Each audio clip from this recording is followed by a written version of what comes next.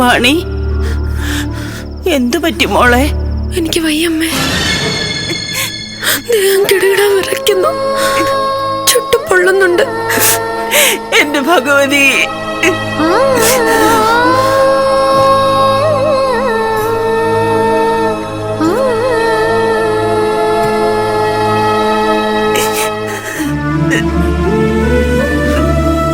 എന്താ ശാരദേ?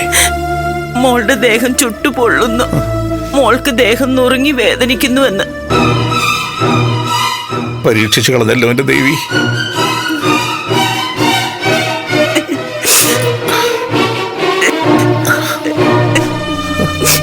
മോളെ,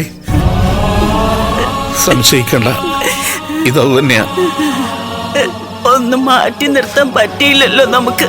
നമ്മളായിട്ട് പകർന്നു കൊടുത്തതല്ലേ. അമ്മേ, കരയാതിരിക്കൂ. അമ്മയ്ക്കും അച്ഛനും വന്ന അസുഖം എനിക്ക് വന്നതിൽ കുഴപ്പമൊന്നുമില്ല. നിങ്ങൾ സഹിക്കുന്നില്ലേ? അതുപോലെ ഞാനും സഹിച്ചോളാം.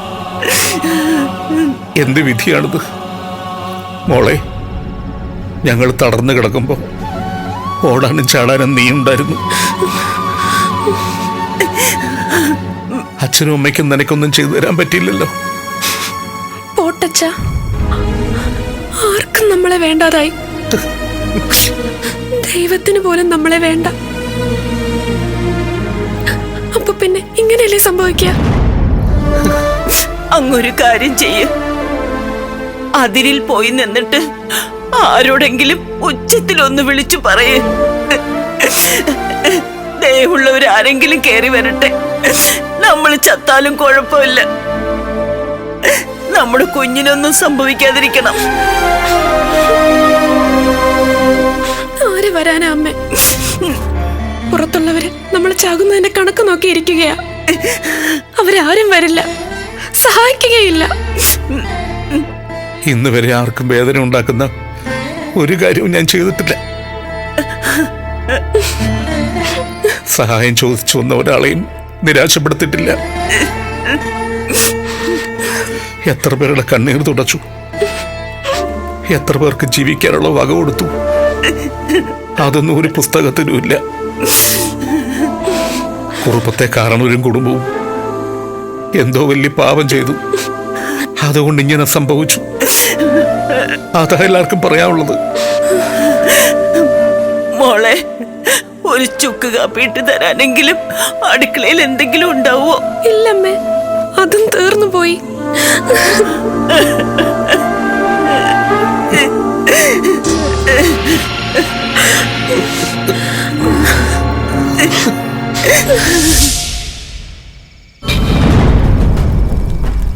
ഇപ്പൊ എങ്ങനെ ഇരിക്കുന്നു?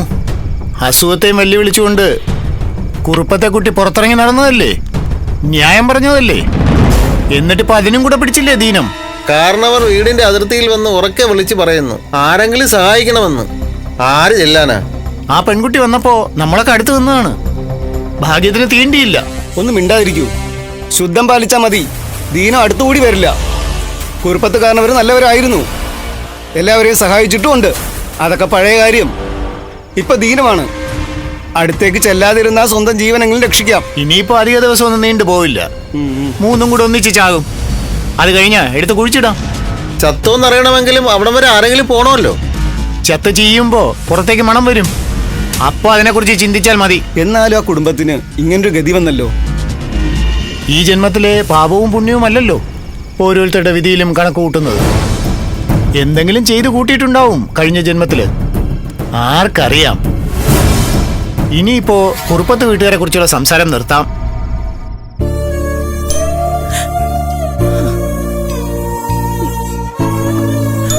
പറമ്പിന്റെ അതിരുകളിലെല്ലാം നിന്ന് ഉച്ചത്തിൽ നിലവിളിച്ചു. മറുപടിയായിട്ടൊരു വാക്ക് പോലും കേട്ടില്ലല്ലോ ശാരദേ. ആരും വരില്ല, പേടിയാ. മരണം എരുന്നു വാങ്ങാൻ ആർക്കും ഇഷ്ടം കാണില്ലല്ലോ. 2 മാസം മുമ്പ് ഒരു ജ്യോത്സ്യം വന്ന് എന്റെ ജാതകം നോക്കിയത് ഓർമ്മയുണ്ടോ? പ്രതീക്ഷിക്കാത്തടത്തുനിന്നൊരു സഹായം, അതുവഴി ഉന്നമനം, രാജയോഗം. നല്ല ഭാഷയിൽ ജ്യോത്സ്യര് കാര്യങ്ങൾ പറഞ്ഞൊപ്പിച്ചു. പക്ഷെ എന്തു ഫലം?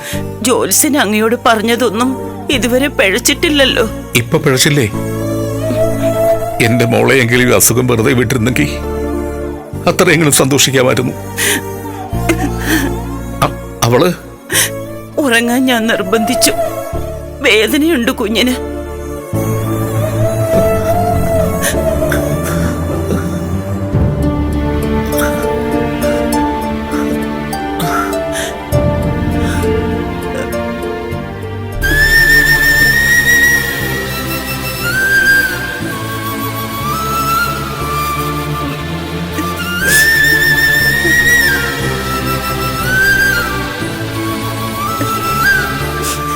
ശാരദേ, വേപ്പല എടുത്തിട്ട് വാ.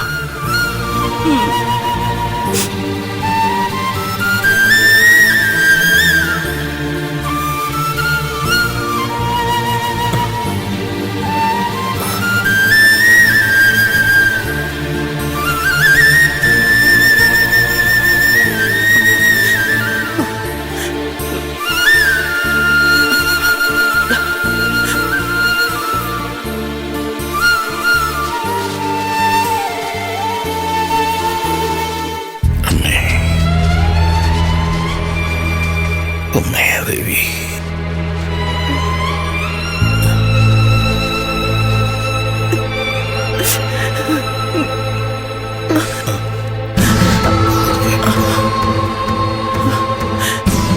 എനിക്കും വന്നു അല്ലേ? ഇതെന്തിനോട് ഒരുക്കമാണാവും? ആരോട് പരാതി പറയാൻ? അച്ഛനും അമ്മയും വിഷമിക്കാതിരിക്കൂ. ദൈവമേ, എന്റെ മോളെ വേദനിപ്പിക്കല്ലേ. ആദിപരാശക്തിയായ ദേവിയിൽ നിന്നല്ലാതെ നമുക്കിനി ഒരു സഹായം കിട്ടാനില്ല.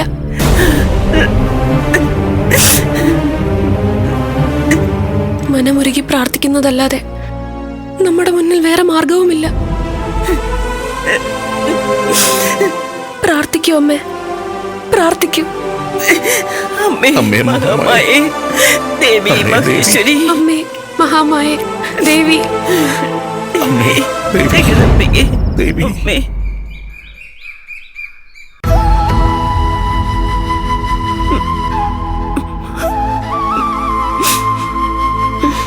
തൊടിയിലൊരു തേങ്ങ പോലും വീണു കിടക്കുന്നില്ല.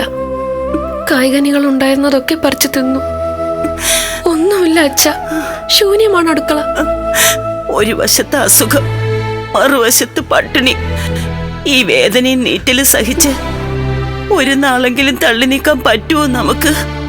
ശാരദേ, ഞാൻ ആലോചിച്ചിട്ട് ഒരു മാർഗമേ കാണുന്നുള്ളൂ. എന്താ? വ്രണങ്ങൾ പഴുത്ത വേദന അനുഭവിച്ച് പുഴുത്തി ചാകുന്നതിലും നല്ലത് എത്രയും വേഗം നമുക്ക് നമ്മുടെ ജീവൻ ഒടുക്കിക്കൂടെ? പറയുന്നതിൽ ഖേദമുണ്ട്, പക്ഷെ വേറെ മാർഗമില്ല. കൺമുമ്പിൽ അച്ഛൻ മരിക്കുന്നത് കണ്ടു നിൽക്കാനാവോ കുട്ടി? നിനക്കാവോ ശാരദ? എന്താ ഈ ചോദിക്കുന്നത്? നമ്മളിൽ ഒരാള് വേർപെട്ടു പോവാന്ന് പറഞ്ഞ ബാക്കിയുള്ളവര് ജീവിക്കേണ്ട കാര്യം എന്താ? കുറച്ചു കഴിയുമ്പോ ഉത്തരത്തിലുള്ള കയറ് കെട്ടാനുള്ള ആരോഗ്യം പോലും ഇല്ലതാവും.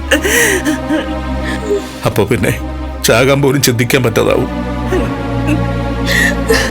നമ്മുടെ ജീവിതം കഴിഞ്ഞിരിക്കുന്നു, ഇനി മരണം മാത്രമേ ഉള്ളൂ. അതുകൊണ്ടാണ്. അച്ഛൻ പറഞ്ഞത് ശരിയാണ്. ഈ അവസ്ഥയിൽ നമ്മൾ ജീവിക്കണ്ട. ദീനം വന്ന് എത്രയോ പേർ മരിച്ചു പോയിരിക്കുന്നു. ജീവനോടെ എത്രയോ പേരെ കുഴിച്ചിട്ടിരിക്കുന്നു. അങ്ങനെ നമുക്കും വന്നാലോ? എന്റെ ദൈവമേ, എന്തൊക്കെ സ്വപ്നങ്ങളായിരുന്നു എന്റെ കുട്ടിക്ക്. അച്ഛനമ്മമാരെ പരിപാലിച്ചു, ഒരു കാലത്തും വേദനിപ്പിക്കാതെ നടന്നു. മകളുടെ ചുമതലകളൊക്കെ കൃത്യമായി ചെയ്തിട്ടുണ്ട്. അങ്ങനെയുള്ളവർക്ക് നന്മ കിട്ടുമെന്നല്ലേ പറയാ? എന്നിട്ട് നമുക്കെല്ലാം അവസാനിപ്പിക്കാം. ആരും ഒന്നും അറിയാൻ പോകുന്നില്ല. പിടച്ചിലോ കരച്ചിലോ കേട്ടാ പോലും ഒരാളും ഇങ്ങോട്ട് കയറി വരില്ല മോളെ. ഞാൻ തയ്യാറാണ് അച്ഛ. അടുക്കളപ്പുറത്ത് കയറിരിപ്പുണ്ട്, ഞാൻ എടുത്തുകൊണ്ടുവരാം.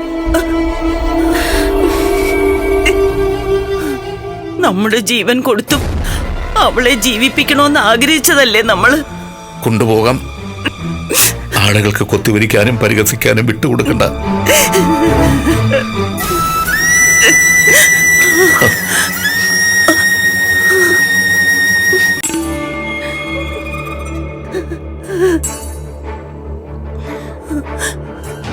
ഏയ്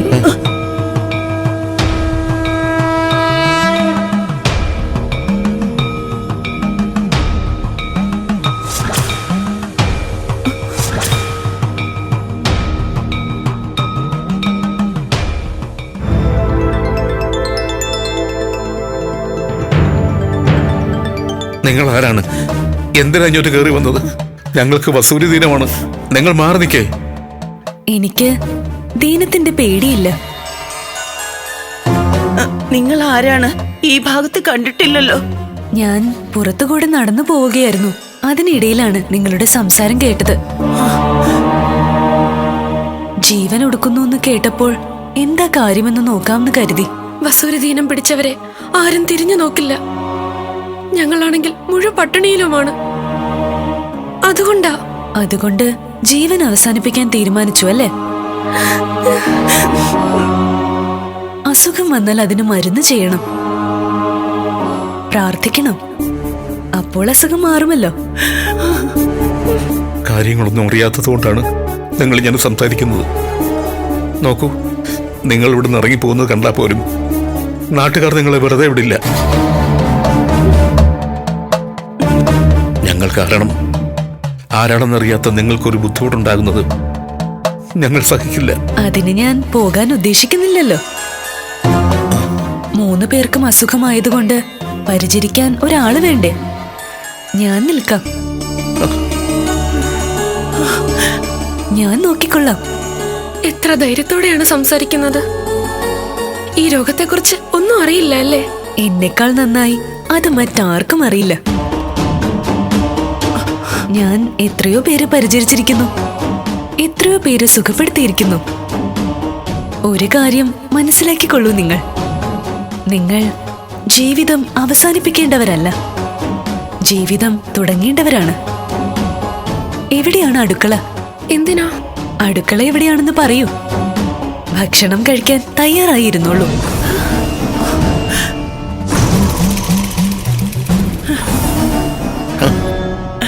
ആരാണിവർ?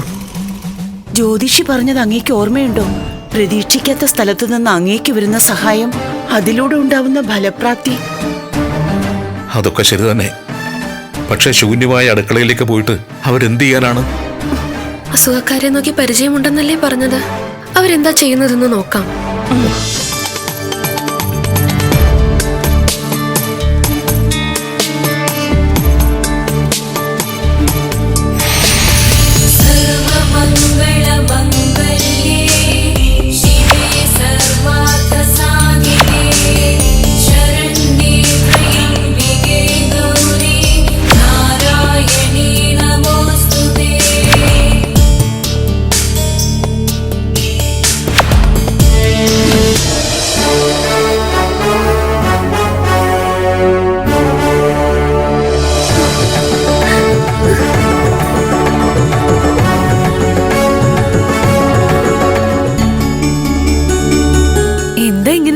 അത്ഭുതത്തോടെ നോക്കുന്നത്. അടുക്കളയിൽ 1 മണി പോലും അരിയില്ലായിരുന്നു. സാധനങ്ങളെല്ലാം തീർന്നിരുന്നതാണ്. പിന്നെ ഇതെങ്ങനെ? അതോ, കുറച്ച് സാധനങ്ങൾ എന്റെ കയ്യിലുണ്ടായിരുന്നു, അതുകൊണ്ടുണ്ടാക്കിയതാണ് ഇതെല്ലാം. സാധനങ്ങൾ കുറച്ചു ദിവസത്തേക്ക് കൂടി ഉണ്ടാകും. ഇനിയെങ്കിലും പറയൂ, ആരാണ്? ഏത് ദേശത്തുനിന്നാ വന്നത്? ദേശമാണെങ്കിൽ ആറ്റുകാലാണ്. അവിടെ നിന്ന് ഇത്രയും ദൂരേക്ക് വന്നത്? വിഷമിക്കുന്നവർക്ക് ദൂരപരിധിയുണ്ടോ? വേദനകൾ ഉള്ളിടത്ത് പോകും. സഹായം വേണ്ടവർക്ക് അതും ചെയ്യും. എന്താ കുട്ടി? ഒന്നുമില്ല. വല്ലാത്തൊരു തേജസ് അമ്മയുടെ മുഖത്ത്. കഴിക്കൂ.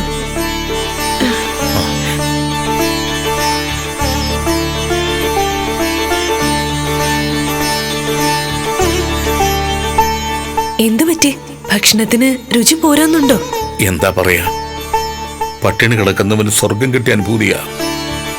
എല്ലാ വിഭവങ്ങളും അസലായിരിക്കുന്നു. കൈപ്പുണ്യ അപാരം തന്നെ. നിത്യേന ഈ ഭാഗ്യം അനുഭവിക്കാൻ യോഗ്യതയുള്ളവര് ആരൊക്കെയുണ്ട് വീട്ടില്? എല്ലാം വീടല്ലേ, എല്ലാവരും ബന്ധുക്കളല്ലേ. പെട്ടെന്ന് കഴിച്ചു തീർക്കൂ, എന്നിട്ട് മരുന്ന് പുരട്ടി തരാം. മരുന്നോ? എങ്ങനെ?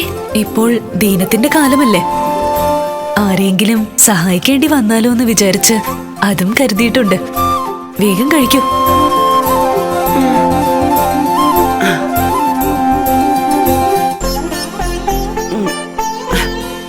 പ്രത്യേകിച്ച് ആരുമില്ലെന്ന് തോന്നുന്നു. അതല്ലേ വീടിനെ കുറിച്ച് ചോദിച്ചപ്പോ ഒഴിഞ്ഞു മാറിയത്. എല്ലാവരും ബന്ധുക്കളാണെന്ന് പറഞ്ഞത് കേട്ടോ. അങ്ങനെയുള്ളവർക്ക് വീടെന്തിനാ? ഒരു കാര്യം ഉറപ്പാണ്, ദേവീ സാന്നിധ്യമുണ്ട്. അതുകൊണ്ടാണ് നമ്മുടെ പ്രാർത്ഥനയ്ക്ക് മറുപടി എന്നോണം വന്നു കയറിയത്. മരണം മുന്നിൽ കണ്ട നമുക്ക് ജീവിക്കാനൊരു ആശ തന്നിരിക്കുന്നു.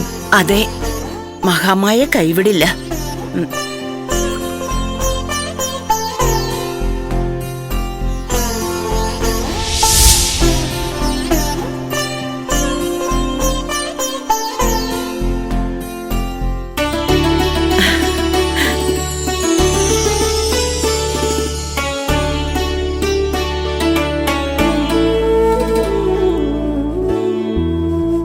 പുറത്ത് ശവങ്ങളെല്ലാം കാത്തു നിൽക്കുന്ന കുറെ ആളുകളുണ്ട്. അവരോടൊക്കെ ഒന്ന് വിളിച്ചു പറയാൻ തോന്നുകയാണ്. ദേവി ഞങ്ങൾക്കൊരാളെ അയച്ചു തന്നു. അതൊന്നും വേണ്ട. അങ്ങയുടെ അസുഖം മാറുമ്പോൾ എല്ലാവരും അങ്ങേ കണ്ടു ബോധ്യപ്പെടട്ടെ. ഈ മരുന്ന് കൊണ്ട് മാറുമല്ലോ അല്ലേ? സംശയിക്കണ്ട.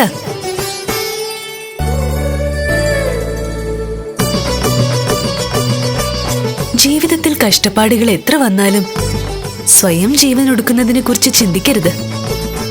ഓരോ ജന്മത്തിനും ഓരോ നിയോഗമുണ്ട്. അത് പൂർത്തിയാക്കാതെ ഈ ഭൂമിയിൽ നിന്ന് മടങ്ങാനും സാധിക്കില്ല. തെറ്റുകളൊന്നും ചെയ്തിട്ടില്ല, ആരെയും ദ്രോഹിച്ചിട്ടുമില്ല. എന്നിട്ടും ഇങ്ങനെയൊക്കെ. ഒരു കാര്യം മനസ്സിലാക്കിക്കൊള്ളൂ, പരീക്ഷണങ്ങൾ കൂടുന്നതിന്റെ അർത്ഥം ദൈവങ്ങൾക്ക് അത്രയും പ്രിയപ്പെട്ടവരെന്നാണ്. തിന്മയുള്ളവരെ ശിക്ഷിക്കുന്നത് പോലെ നന്മയുള്ളവരെ പരീക്ഷിച്ചുകൊണ്ടേയിരിക്കും. അത് മറികടക്കേണ്ടത് അനിവാര്യമാണ്.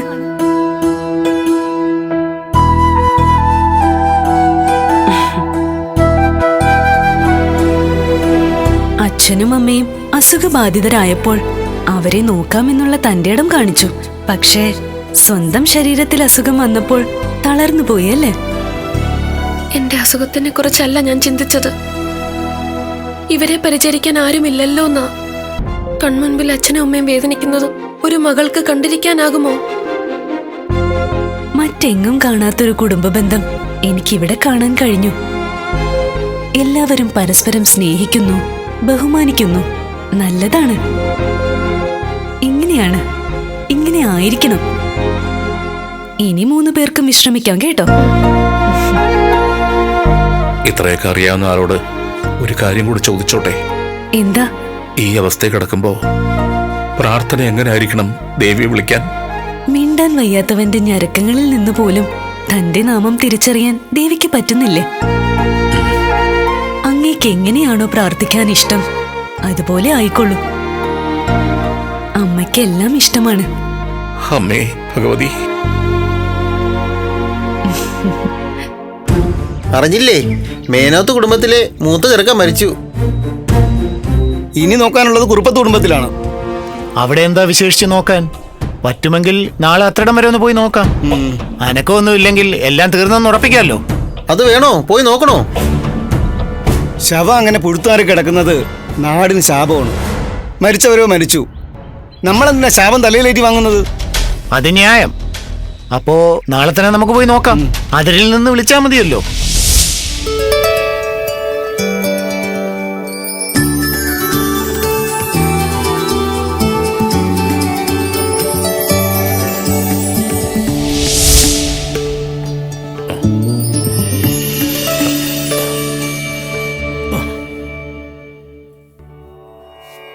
അമ്മേ, അമ്മേ ഭഗവതി.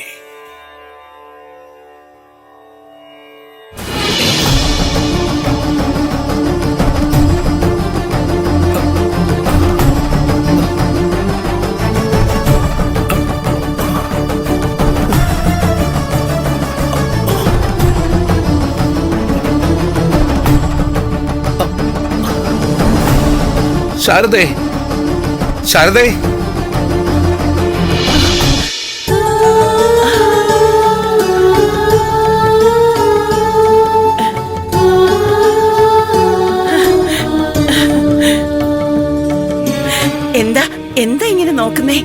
ശരതേ, നിന്റെ ദേഹത്തുണ്ടായിരുന്ന വസൂരിക്കലയൊക്കെ വിട്ടുമാറിയിരിക്കുന്നു. അതെ. അയ്യോ. ബോധ്യമായില്ലേ? ഉവ്വ്. അങ്ങയുടെ മുഖത്തും പാടുകളൊന്നുമില്ല. അമ്മേ, മഹാമായേ, അത്ഭുത ശക്തിയുള്ള മരുന്ന് അവരുടെ തന്നെന്ന് നമ്മൾ പരസ്പരം പറഞ്ഞു.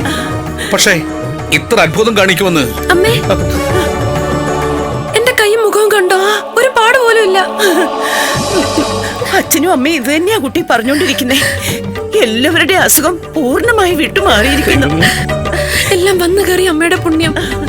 മോളെ, എവിടെ നമ്മളെ മരണത്തിൽ നിന്ന് രക്ഷിച്ച ആ അമ്മ? വരൂ, നമുക്ക് നോക്കാം.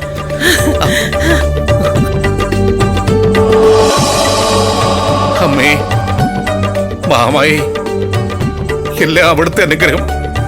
അമ്മേ. എന്താ ശരതേ? അടുക്കളയിലൊന്നും അവരെ കാണുന്നില്ല. അത് ചിലപ്പോ ക്ഷീണിച്ചകത്ത് എവിടെയെങ്കിലും കിടന്ന് ഉറങ്ങുന്നുണ്ടാ. പോയി നോക്ക്. മോളെ വാണി, പിൻഭാഗത്തെ തൊടിലൊക്കെ പോയി നോക്കിയേ.